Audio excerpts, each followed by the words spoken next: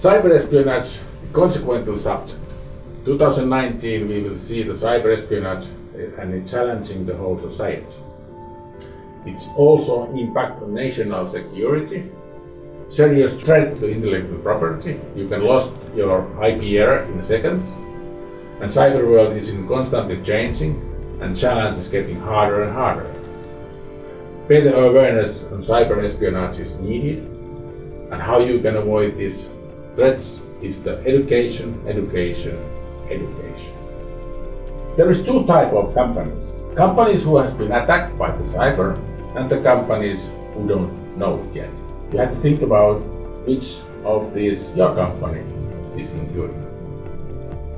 It is time to change the way we are thinking. We are no longer safe.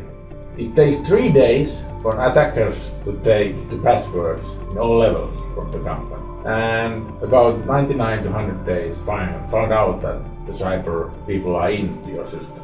This is reality.